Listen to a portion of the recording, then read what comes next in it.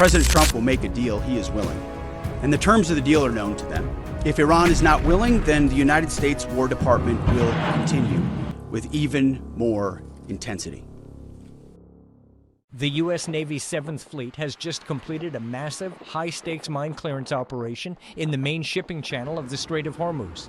Guided missile destroyers provided the protective shield, while MH-60 Seahawk helicopters carried out the dangerous, precise work of locating and destroying every Iranian mine.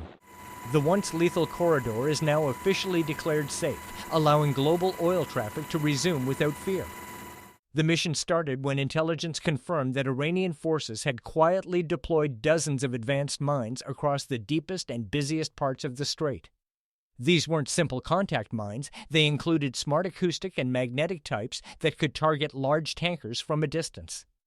With several commercial vessels already reporting near misses and insurance costs skyrocketing, the 7th Fleet received urgent orders to act immediately and decisively. At the center of the effort were 2 Arleigh Burke-class guided missile destroyers, the US Frank E. Peterson Jr. and the US Michael Murphy. These modern warships created a moving shield around the clearance zone. Their crews stayed on high alert, monitoring every radar ping and sonar contact while providing electronic warfare support to jam Iranian coastal surveillance. The real hunters were the MH-60 Seahawk helicopters from Helicopter Sea Combat Squadrons. Equipped with the Airborne Laser Mine Detection System, HALM, the Seahawks flew low and steady just above the waves. Their lasers penetrated the sea, bouncing reflections back to onboard computers that created detailed images of anything lurking below. When a suspicious object appeared on the screen, the crew would deploy the Airborne Mine Neutralization System, a fiber-optic guided robotic vehicle that swam directly to the target and detonated it safely from a distance. The operation unfolded in exhausting, back-to-back sorties. Helicopter crews flew sortie after sortie, hovering for long periods in the intense heat. Sonar operators stared at flickering screens for shifts that blurred together, carefully distinguishing real mines from rocks and wreckage on the seabed. Destroyer crews rotated through extended watches, providing continuous updates on surface and air threats while coordinating every movement of the helicopters. One of the most challenging moments came when the MH-60s detected a dense cluster of bottom-moored mines wired together in a chain reaction pattern. The helicopter crews had to work with extreme patience, deploying multiple neutralization vehicles in a precise sequence. Each successful detonation sent a tall column of white water shooting upward, visible for miles across the dark water. The destroyers maintained a protective screen, their radars sweeping constantly for any sign of Iranian interference.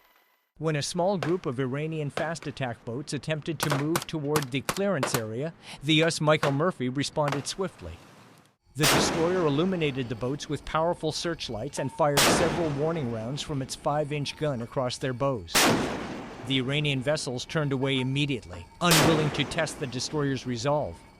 Throughout the long night and into the early morning, the teams pushed forward without pause.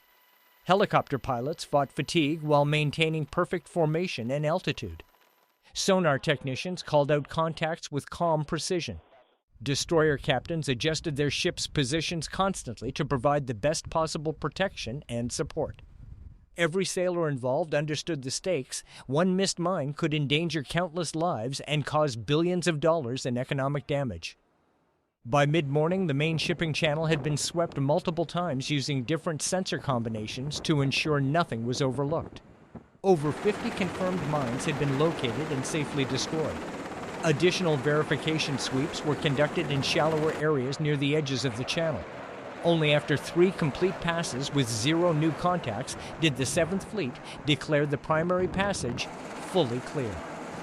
Captain Marcus Torres, commanding officer of the US Frank E. Peterson Jr., addressed his crew over the ship-wide announcement system as the final clearance report came in. His voice carried both exhaustion and pride. To every sailor and aviator who worked through the night, you didn't just remove metal from the sea. You removed fear from these waters. Tankers will sail because of what you accomplished. Outstanding job.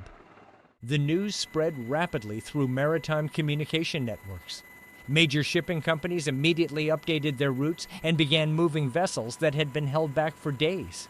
The first escorted convoy of oil tankers entered the newly cleared channel under the watchful eye of the 7th Fleet, their crews visibly relieved as they passed through the area. That had been so dangerous just hours earlier.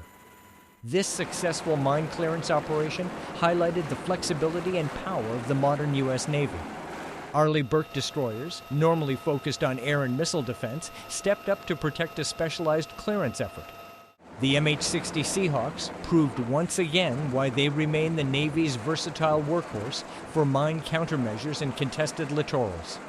As the afternoon sun beat down on the calm surface of the strait, additional helicopter patrols continued to fly verification sweeps while the two destroyers maintained their protective stations. The 7th Fleet showed no intention of lowering its guard.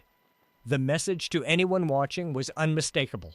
Any future attempt to mine these waters would face the same swift and overwhelming response. For the hundreds of sailors and aviators who participated, the operation was more than just another mission. It was a direct contribution to global stability. Their efforts helped prevent a major economic crisis and restored confidence in one of the world's most vital energy routes. Looking out from the bridge wing of the US Frank E. Peterson Jr. As another MH-60 lifted off for a final check, Captain Torres reflected on the broader meaning of the day. The Strait of Hormuz, which had become a symbol of tension and uncertainty, was beginning to function normally again, protected not by chance or negotiation alone, but by the visible, tangible power of American naval forces working in perfect sync. The channel is now clear. The passage is open once more, and the 7th Fleet stands watch, ready to defend that freedom for as long as it takes. The waters of the Strait of Hormuz are calmer tonight. Tankers sail with greater confidence. Global trade flows without fear, and the US Frank E. Peterson Jr. and us Michael Murphy sail on, silent guardians of the world's energy lifeline. The night belonged to the 7th Fleet. The future of the strait now belongs to those who respect international law and freedom of the seas. Iran has been taught a lesson it will not soon forget.